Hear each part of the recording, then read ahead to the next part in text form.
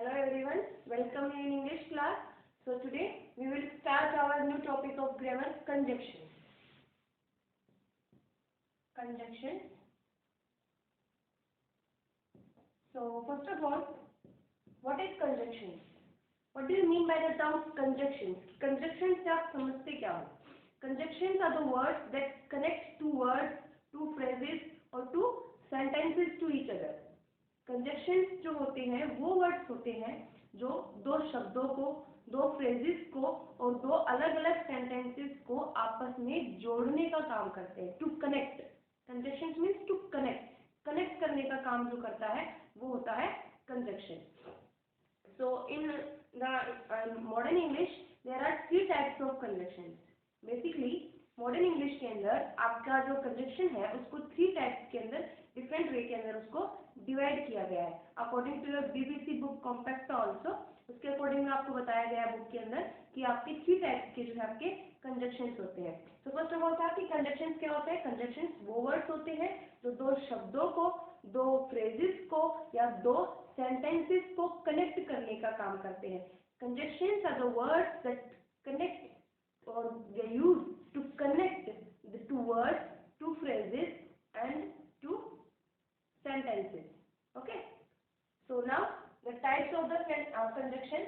So basically, as I told you that there are three types of conjunctions in our modern English. First one is coordinating conjunction. Coordinating conjunction. Then the second one is subordinating conjunction. Subordinating conjunction, and the last one is correlative conjunction. तो आपके basically modern English के अंदर जो है आपके three conjunctions होते हैं. First होता है कोऑर्डिनेटिंग कंजंक्शन, सेकंड वन होता है subordinating conjunction and the third one is correlative conjunction. इनको कई अलग बुक, जो अलग अलग बुक्स हैं उनके अंदर कोऑर्डिनेटिंग कंजंक्शन को सिंपल कंजंक्शन भी कहा जाता है और सबऑर्डिनेटिंग कंजंक्शन को कंपाउंड कंजंक्शन भी कहा जाता है. बेसिकली इनका जो ग्रामेटिकल जो करेक्ट नेम है वो यही है, coordinating conjunction, subordinating conjunction and correlative conjunction. So what is the difference between them? इन तीनों के बीच में डिफरेंस क्या है? कहाँ पर हमको किसको कैसे यूज करना है? किस टाइप का जो वर्ड है वो जो कंजंक्शन है वो कोऑर्डिनेटिंग के अंदर आएगा, किस टाइप का कंजंक्शन जो है वो आपका सबऑर्डिनेटिंग के अंदर आएगा. तो ये सब हम अब इनको one by one read out करेंगे, इनके बारे में पढ़ेंगे. ओके, सो हमारा फर्स्ट टॉपिक आता है, जो हमारा first type of the conjunction है वो है कोऑर्डिनेटिंग कंजंक्शन. तो हमारा फर्स्ट आ गया coordinating conjunction. Coordinating conjunction. First of all, what is coordinating conjunction? Coordinate, मिलाने वाला. तो वो तो conjunctions का काम है, लेकिन coordinating conjunctions का क्या काम होता है? Coordinating conjunctions are joining two types of sentences, phrases or words that are basically independent. जो इंडिपेंडेंट, जो दो वर्ड इंडिपेंडेंट होंगे, जो दो फ्रेजेस जो है वो इंडिपेंडेंट होंगी, या जो दो अलग अलग जो सेंटेंसेस है वो दो इंडिपेंडेंट सेंटेंसेस को जब कनेक्ट किया जाएगा तो उनको कनेक्ट करने के लिए हम जिस कंजंक्शन का हम यूज करेंगे वो कंजंक्शन होगा आपका कोऑर्डिनेटिंग कंजंक्शन. मतलब इंडिपेंडेंट जो वर्ड्स हुए, इंडिपेंडेंट जो सेंटेंस हुआ उसका मीनिंग क्या हुआ? इंडिपेंडेंस मीन्स कि हमारा मतलब हम खुद के ऊपर, हम किसी के ऊपर डिपेंड नहीं है. इंडिपेंडेंट का मतलब क्या होता है कि किसी के ऊपर निर्भर ना रहना, खुद का जिसका. तो यहाँ पे जो हम वर्ड्स की बात करेंगे या जो सेंटेंस की बात करेंगे या जो जिस फ्रेज को कनेक्ट करेंगे, कंडीशंस की बात करेंगे तो वो इंडिपेंडेंट होगी. मतलब जैसे have the meaning that their own, उनका खुद का मीनिंग होगा, उनका खुद का ही मतलब कि अपने मीनिंग को कंप्लीट करने के लिए, अपने सेंस को कंप्लीट करने के लिए वो किसी दूसरे वर्ड पर, दूसरे फ्रेज पर या दूसरे सेंटेंस के ऊपर डिपेंड नहीं करेंगे. तो इस टाइप के सेंटेंसेस जो होंगे, यानी कि इंडिपेंडेंट जो सेंटेंसेस होंगे, वर्ड्स होंगे या फ्रेजेस होंगी, उनको कनेक्ट करने के लिए हम जिस कंजक्शन का यूज करेंगे वो होगा आपका coordinating conjunction. For example, Ram and Shyam are playing football in the ground. Here you can see there is a simple sentence, बिल्कुल आसान सा सेंटेंस दिया है मैंने आपको यहाँ पे। Ram and Shyam are playing football in the ground, कि राम और श्याम जो है वो क्या कर रहे हैं, फुटबॉल खेल रहे हैं ग्राउंड के अंदर। ओके, अब आप बेसिकली यहाँ पे देखो, जो हमने कनेक्ट किया है, हमारा कनेक्टिंग वर्ड जो है वो है आपका यहाँ पर and. That means our conjunction, हमारा कंजक्शन कौन सा है, एंड है यहाँ पे। उसने किसको कनेक्ट किया, राम को, और दूसरा किसको किया, श्याम को। उसने किसको कनेक्ट किया है, राम को और श्याम को। और मैंने आपको अभी बताया कि जो कोऑर्डिनेटिंग कंजक्शंस होते हैं वो दो इंडिपेंडेंट जो वर्ड्स होंगे या सेंटेंसेस होंगे या फ्रेजेस होंगे उनको कनेक्ट करने का काम करेगा। इंडिपेंडेंस से मेरा सेंस क्या था, अब यहाँ पे देखो आप, मेरा कहने का मतलब है जैसे हमने एंड से इन दो नामों को यहाँ पे कनेक्ट किया। दैट मीन्स अगर मैं फर्स्ट वन को हटा दूँ, मैं राम को हटा दूँ और मैं श्याम से सेंटेंस को बोलूँ, Shyam is playing football in the ground, क्योंकि helping verb according to the subject change हो जाएगी। तो अब यहाँ पे सिंगुलर सब्जेक्ट बचा है तो हमारी हेल्पिंग वर्ब भी कैसे आएगी, सिंगुलर आएगी। तो Shyam is playing football in the ground, तो इसका सेंस कंप्लीट है, इसका खुद का मीनिंग है, इसका खुद का सेंस कंप्लीट है। उस श्याम को अपना सेंस कंप्लीट करने के लिए राम की जरूरत नहीं पड़ी। सेम ऐसे ही अगर मैं कहूँ कि मैंने एंड और श्याम को हटा दिया, यानी कि सेकंड जो हमारा सब्जेक्ट जो गिवन था हमने उसको हटा दिया, और विदाउट उसके अगर हम बोले Ram is playing football in the ground, Ram is playing football in the ground, तो अब राम को श्याम की जरूरत नहीं है अपना सेंस कंप्लीट करने के लिए। दैट मीन्स इस वर्ड को इस वर्ड की जरूरत नहीं है और इस वर्ड को इस वर्ड की जरूरत नहीं है अपना सेंस कंप्लीट करने के लिए, क्योंकि इनका खुद का जो सेंस है वो खुद से ही कंप्लीट है। क्लियर? तो यहाँ पर इस तरीके से होगा कि जो दो इंडिपेंडेंट वर्ड्स होंगे, दो इंडिपेंडेंट जो सेंटेंसेस होंगे, उनको कनेक्ट करने के लिए हम किसका यूज करेंगे, कोऑर्डिनेटिंग कंजक्शंस का यूज करेंगे। Now see some more examples to understand it better. इसको थोड़ा और अच्छे से समझने के लिए मैं आपको एक एग्जाम्पल और दे देती हूँ। देखो, my brother have a red and a black pencil. Okay. Now the sentence is my brother have a red and a black pencil. मेरे भाई के पास एक लाल और एक काली पेंसिल है। ठीक है, अब यहाँ पर अगर मैं यहाँ से हमारे देखो यहाँ पे आपका कनेक्टिंग वर्ड कौन सा है, एंड। ओके, अब हमारा जो हमारे पास जो दो ऑब्जेक्ट है वो है, एक तो है रेड और दूसरा है हमारा ब्लैक, यानी कि दो ऑब्जेक्ट है हमारे पास, number one and number two. अगर मैं इस सेंटेंस को विदाउट वन ऑब्जेक्ट बोलूं, मतलब मैं अगर वन ऑब्जेक्ट को हटा दूं, अगर आप ऑब्जेक्ट हटाओगे क्योंकि हमने कनेक्ट करने के लिए एंड का यूज किया था तो आपको कंजक्शन भी हटाना पड़ेगा। अब मैं इसको बोलूं my brother have a black pencil, तो उसको नीड नहीं है रेड की, ब्लैक को नीड नहीं है रेड की, उसका सेंस अभी भी कंप्लीट है, वो अपने सेंस के लिए किसी के ऊपर डिपेंड नहीं है। अभी भी हम इस सेंटेंस कैसे बोलेंगे तो उसका सेंस कंप्लीट है। My brother have a pencil, my brother have a black pencil, कि मेरे भाई के पास एक ब्लैक पेंसिल है। सेम ऐसे ही अगर मैं इस सेंटेंस को अ रेड, यानी कि आपका जो प्रीवियस आपका जो फर्स्ट वाला जो ऑब्जेक्ट था उसको लिख दूं और मैं आपके सेकंड वन को हटा दूं, तो क्या सेंटेंस में कुछ फर्क पड़ेगा? मतलब इसका जो सेंस है वो कंप्लीट होगा या नहीं होगा? Can anyone tell me? इसका जो सेंस है अब वो डिपेंडेंट है या इंडिपेंडेंट है?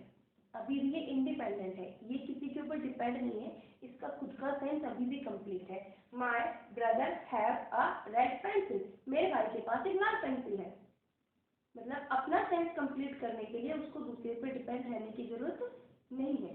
ये होते हैं इंडिपेंडेंट सेंटेंसेस। और जो कोऑर्डिनेटिंग कंजंक्शंस होते हैं उनका यूज होता है दो इंडिपेंडेंट वर्ड्स को, दो इंडिपेंडेंट फ्रेजेस, दो या तीन मतलब फ्रेजेस को, या दो इंडिपेंडेंट सेंटेंसेस को कनेक्ट करने का, उनको जोड़ने का जो काम करते हैं वो कंजंक्शंस होते हैं आपके कोऑर्डिनेटिंग कंजंक्शंस। एक तो ये तरीका है। So this way you can easily identify that this given conjunction is in the coordinating conjunction. एक तो इस तरीके से आप पता लगा सकती हो कि जो आपको गिवन कंजंक्शन है वो कोऑर्डिनेटिंग कंजंक्शन है। दूसरा एक इसकी ट्रिक होती है जो आपके बुक में भी गिवन है, वो होती है, आपको मैं कुछ वर्ड्स बताती हूँ, देखो जैसे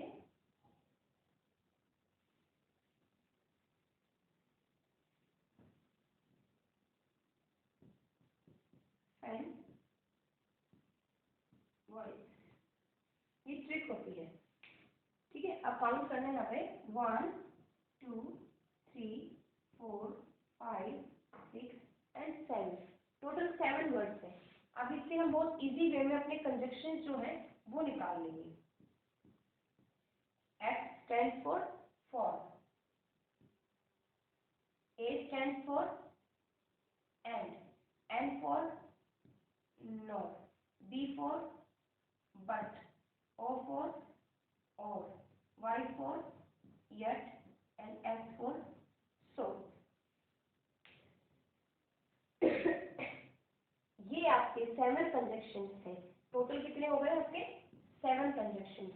टोटल ये 7 कंजंक्शंस को ही आप यूज करोगे कोऑर्डिनेटिंग कंजंक्शंस के अंदर, कोऑर्डिनेटिंग कंजंक्शंस के टोटल काउंटिंग में 7 ही, इन 7 के अलावा कोई भी कंजंक्शन आपका कोऑर्डिनेटिंग कंजंक्शंस के अंदर नहीं आ सकता। सो आपके पास दो तरीके हैं कोऑर्डिनेटिंग कंजंक्शंस को आइडेंटिफाई करने के लिए।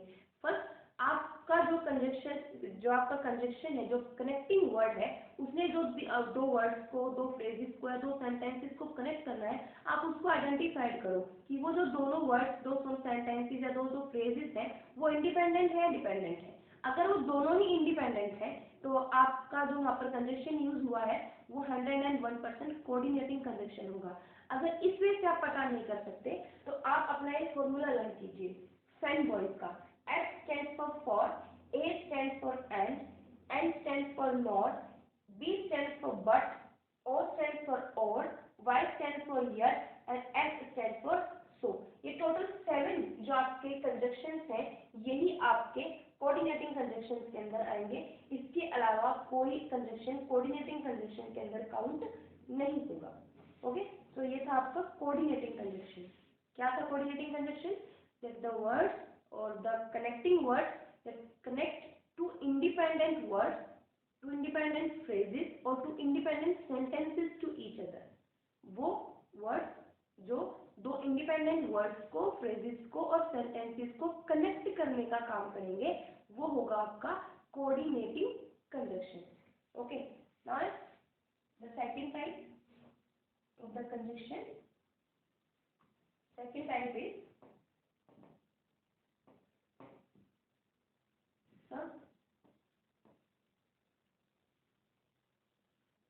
subordinating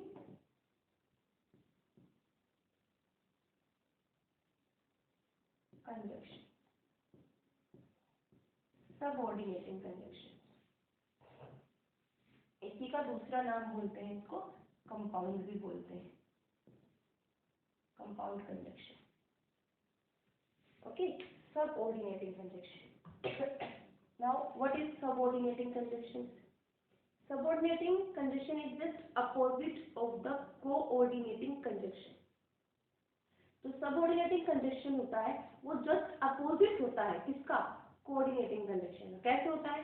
कोऑर्डिनेटिंग कंजक्शंस के अंदर हमने जो कनेक्ट किए थे वो दो इंडिपेंडेंट वर्ड्स थे, दो इंडिपेंडेंट फ्रेजेस या सेंटेंसेस को हमने कनेक्ट किया था। लेकिन जो सबऑर्डिनेटिंग कंजक्शन होंगे, subordinating conjunction connect one dependent और वन इंडिपेंडेंट क्लोज और फ्रेज और सेंटेंसेस टू ईच अदर। जो सबऑर्डिनेटिंग कंजक्शंस होंगे वो एक जो होगी आपकी इंडिपेंडेंट फ्रेज या वर्ड से सेंटेंसेस होगा और दूसरा आपका डिपेंडेंट जो फ्रेज या सेंटेंस होगा, उनको कनेक्ट करने का काम करेंगे। इनको कनेक्ट करेंगे, एक डिपेंडेंट को और एक इंडिपेंडेंट को, जिसको आप एक बेसिकली एक आप मेन बोल सकते हो मेन फ्रेज को, ठीक है, और एक डिपेंडेंट को, मेन और डिपेंडेंट को कनेक्ट करने का, इंडिपेंडेंट और डिपेंडेंट को कनेक्ट करने का काम जो करेंगे वो करेंगे आपके सब ऑर्डिनेटिंग कंजक्शन। सब ऑर्डिनेटिंग कंजक्शन के थ्रू ही हम क्या कर सकते हैं, डिपेंडेंट फ्रेजेस को, सेंटेंसेस को, वर्ड्स को और इंडिपेंडेंट फ्रेजेस, वर्ड्स और सेंटेंसेस को कनेक्ट कर सकते हैं। Now the what is the difference between the dependent and the independent. अभी इंडिपेंडेंट मैंने आपको बताया था that they have their meaning on, जिनका खुद से मीनिंग होगा, वो जिनका खुद का सेंस कंप्लीट होगा, और डिपेंडेंट जिनका खुद का सेंस कंप्लीट नहीं होगा। खुद का सेंस कंप्लीट करने के लिए वो दूसरे के ऊपर डिपेंड करेंगे। ओके, तो वो होंगे, कौन से होंगे वो, डिपेंडेंट। ओके, सो आपका जो सबऑर्डिनेटिंग कंजक्शन है वो डिपेंडेंट और इंडिपेंडेंट को कनेक्ट करने का काम करेगा, लेकिन जो आपका कोऑर्डिनेटिंग कंजक्शन था वो केवल आपके दोनों इंडिपेंडेंट को कनेक्ट करने का काम कर रहा था। ठीक है, so that is the difference between the coordinating conjunction and subordinating conjunction। so ये basic difference है आपका coordinating और subordinating conjunction के बीच में। now the example,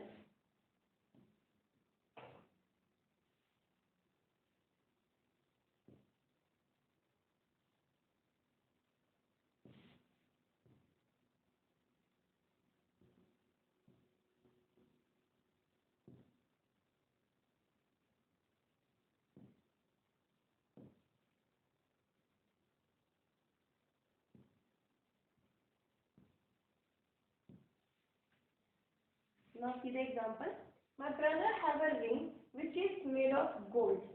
मेरे भाई के पास एक रिंग है जो कि गोल्ड की बनी है। किसकी बनी है, गोल्ड की। so now first of all identify the conjunction in the sentence। आपको कि दो सेंटेंसेस को कनेक्ट करने का काम यहाँ पे किसने किया है, विच ने किया है। ओके, अब हमें आइडेंटिफाई करना है कि डिपेंडेंट और इंडिपेंडेंट कौन सी है। देखो, my brother have a ring, if I full stop here then the sentence have their own meaning. अगर मैं यहाँ पे रिंग के बाद फुल स्टॉप लगा दूं तो इस सेंटेंस का मीनिंग कंप्लीट है। मतलब मैं आप इसको थोड़े टाइम के लिए which is made of gold को हटा दीजिए, आप सोचिए है ही नहीं सेंटेंस के अंदर, आपसे जिसको रीड आउट किए रिंग तक रीड आउट कीजिए केवल। My brother have a ring, मेरे भाई के पास एक रिंग है, दैट्स इट, इसका सेंस कंप्लीट है। इसको अपना सेंस कंप्लीट करने के लिए दूसरे के ऊपर डिपेंड होने की जरूरत नहीं है। तो ये है आपकी डिपेंडेंट, सॉरी इंडिपेंडेंट, या फिर आप इसको मेन सेंटेंस भी बोल सकते हो। ओके, सेम है, अगर मैं आपके इस फर्स्ट सेंटेंस को, आपका जो डिपेंडेंट इंडिपेंडेंट जो आपका निकल के आया है उसको अगर मैं इरेज कर दूं, इसको अगर मैं हटा दूं सेंटेंस में से, और अब मैं आपसे कहूं कि आप पढ़िए इसको, which is made of gold, तो क्या अब इसका सेंस कंप्लीट है। अब आपको समझ में आ रहा है कि मैं किस चीज की बात कर रही हूँ, ये सेंटेंस में किस चीज के बारे में बात की जा रही है। क्लियर हो रहा है, नहीं हो रहा, क्यों नहीं हो रहा, क्योंकि इसका जो सेंस है वो खुद से कंप्लीट नहीं है। अपने सेंस को कंप्लीट करने के लिए ये डिपेंड करती है आपकी किसके ऊपर, इंडिपेंडेंट जो आपका सेंटेंस था, जो आपका मेन जो सेंटेंस था उसके ऊपर ये डिपेंड करती है। तो ये आपकी कौन सी हो गई, कौन सेंटेंस हो गया, ये डिपेंडेंट सेंटेंस हो गया, डिपेंडेंट फ्रेज, डिपेंडेंट वर्ड हो गए वो यहाँ पे। ठीक है, जो डिपेंड कर रहे हैं आपके मेन या इंडिपेंडेंट वर्ड्स के ऊपर अपना सेंस कंप्लीट करने के लिए।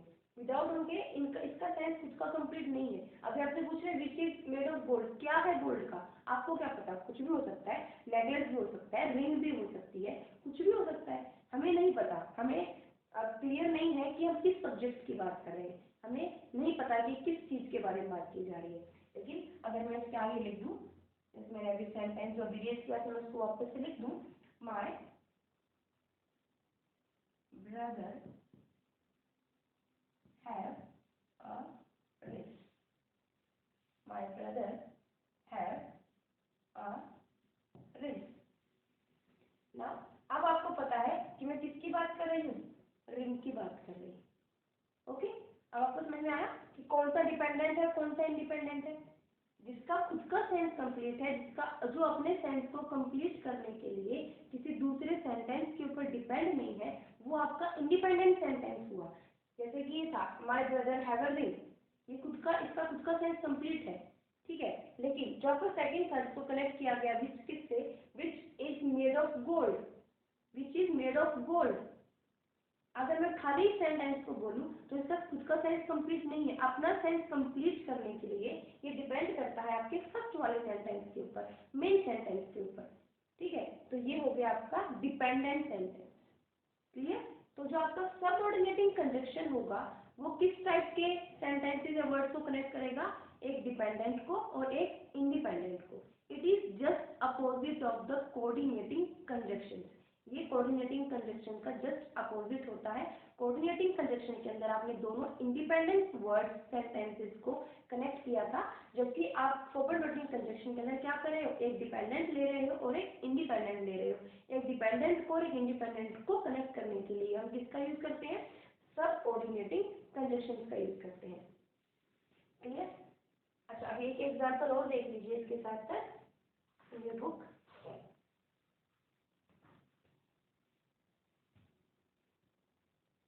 He is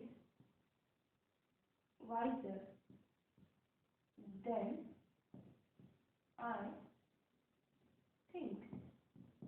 अब अगर मैं यहाँ पे बोलूँ he is wiser than I think, he is, अगर मैं यहाँ पे फुल स्टॉप लगा दूँ, आपका जो कंजक्शन है वो है आपका यहाँ पे then, ओके। then आपका यहाँ पे कनेक्टिंग वर्ड है जिसमें कनेक्ट करने का काम किया कंजक्शन है। अगर मैं सेंटेंस में wiser के बाद आपको फुल स्टॉप लगा दूँ तो क्या सेंटेंस का मीनिंग कंप्लीट है, he is wiser, हाँ वो बहुत ज्यादा चतुर है।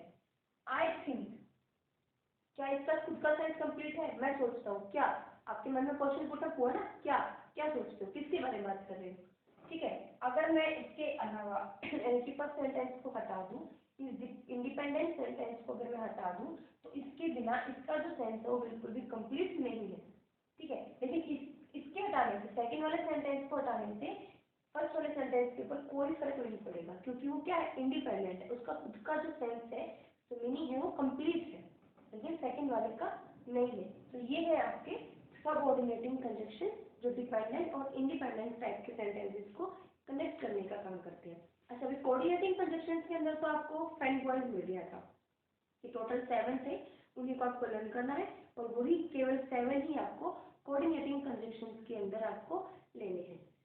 लेकिन सबऑर्डिनेटिंग कंजक्शन के अंदर ऐसा कोई फिक्स नहीं है कि सिर्फ उन्हीं पर्टिकुलर उन्हीं को ही आप उसके अंदर डालोगे, ठीक है। हाँ, एक चीज का ध्यान रखना, आपके जितने भी WH जो वर्ड्स होते हैं, what, where, how, when, whose, whom, ये सब जब भी कंजक्शन की तरह काम करेंगे तो ये हमेशा सबऑर्डिनेटिंग कंजक्शन के अंदर ही आएंगे, ओके। WH फैमिली वाले जो वर्ड्स हैं वो एज अ कंजक्शन जब सेंटेंस के अंदर काम करेंगे तो वो हमेशा सबऑर्डिनेटिंग कंजक्शन ही होंगे, क्लियर। अब आपको पता कैसे चलेगा व्हाट इज द डिफरेंस कि कंजक्शन की तरह यूज हुए हैं या फिर ये इंटर, क्योंकि WH फैमिली वाले जो वर्ड्स होते हैं उनका यूज हम किसके लिए करते हैं, क्वेश्चन पुटअप करने के लिए, इंटरोगेटिव सेंटेंसेस के लिए। तो आपको डिफरेंस कैसे पता चलेगा कि कहाँ पर कैसे यूज करना है, कैसे यूज हुआ है, कंजक्शन की तरह यूज हुआ है, ये पर्टिकुलर कोई सेंटेंस आपका बनाया गया है।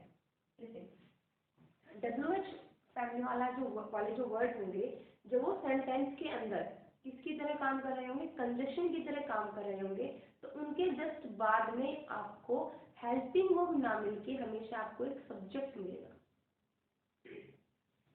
For example,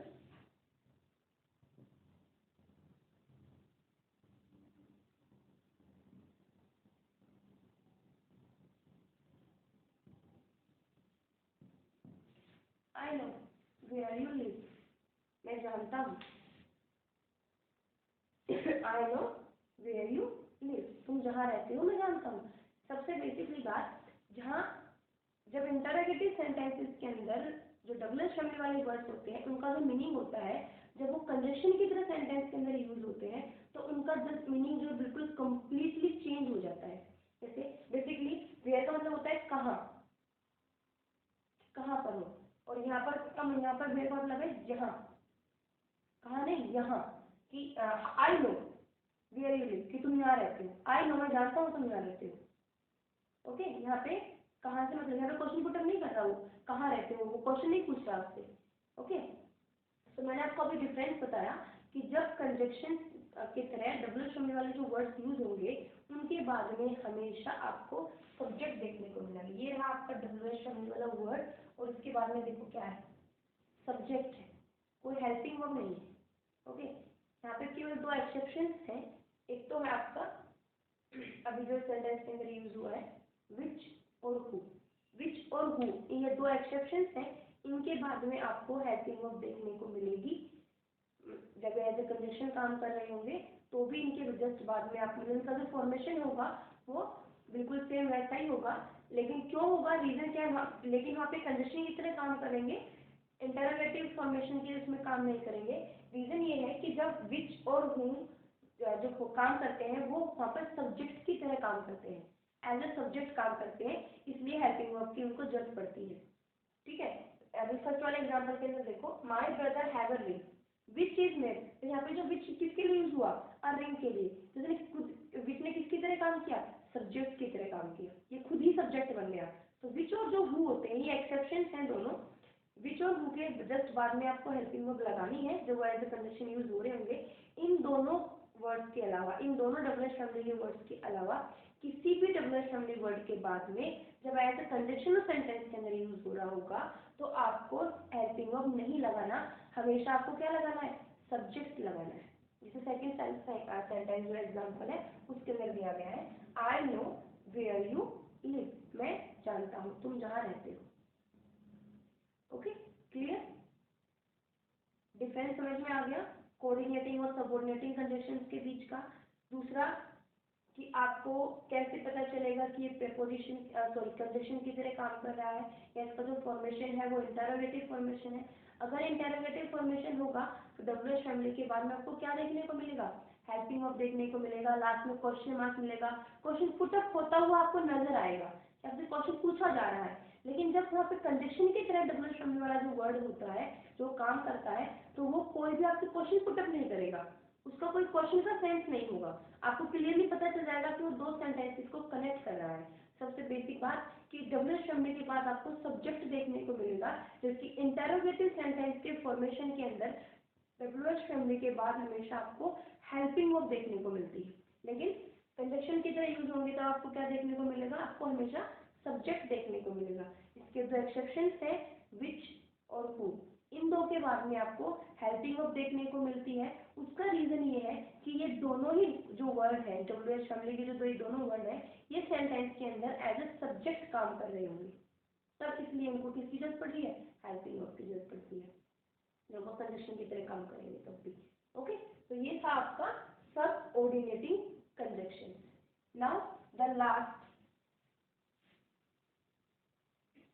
last type of the conjunction is correlative conjunction.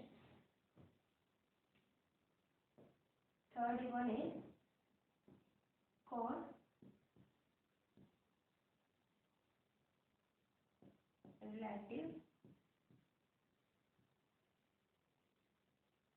conjunction. correlative conjunction.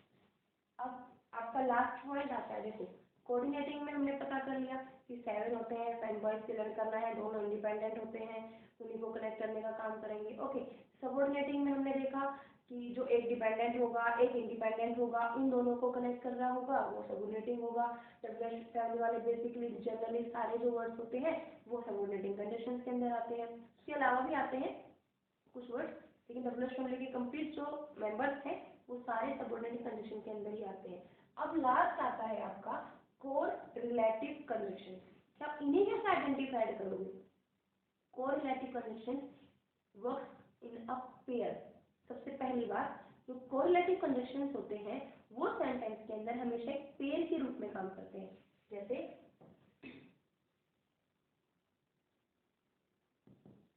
Either और, neither, not, not only, but, also, so, that and etcetera. ये देखिए यहाँ पर जो आपका जो सेंटेंस के अंदर जो आपका जो कंजक्शन यूज होगा ये दोनों ही आपको हमने, आपको आइदर भी मिलेगा और आपको और भी मिलेगा, आपको नाइदर भी मिलेगा और आपको नॉर भी मिलेगा, आपको नॉट ओनली भी मिलेगा सेंटेंस के अंदर, एक ही सेंटेंस के अंदर, और आपको बट ऑल्सो भी मिलेगा। सेम ऐसे ही सो भी मिलेगा और आपको दैट भी मिलेगा। ओके, नो सूनर देन, बहुत सारे ऐसे हैं कोरिलेटिव कंजक्शंस है, मतलब जो पेयर के अंदर काम करेंगे। कैसे कंजक्शंस होते हैं ये आपको कैसे मिलेंगे सेंटेंस के अंदर? पेयर के अंदर काम करते हुए मिलेंगे।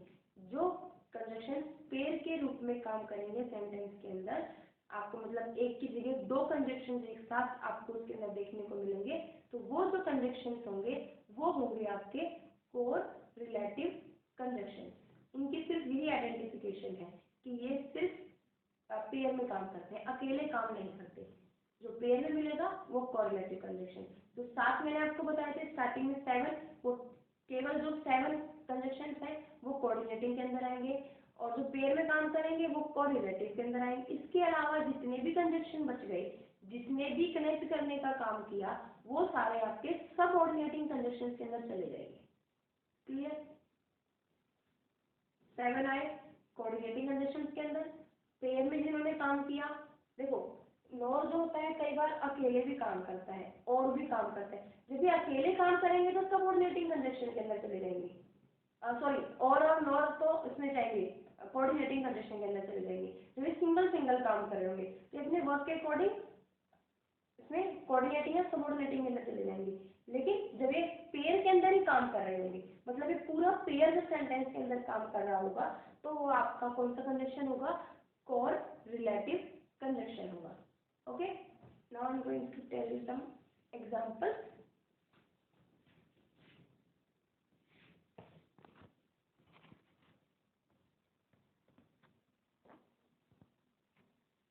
Now here are the two examples of correlative conjunctions. First one is either sleep or sit up and study. या तो ये करो या वो करो, मतलब here are two options. आपको दोनों में से कोई भी एक काम करना है। either sleep, या तो सो जाओ या खड़े होके पढ़ लो। आपको दो ऑप्शंस मिल रहे हैं, दोनों में से एक को चूज करो। तो हाँ, आप यहाँ पे देखो आपको दोनों ही कंजक्शन पेयर में काम करते हुए मिल रही है, आइदर और। फिर वैसे ही second example, he can neither sing nor dance, here neither and here no.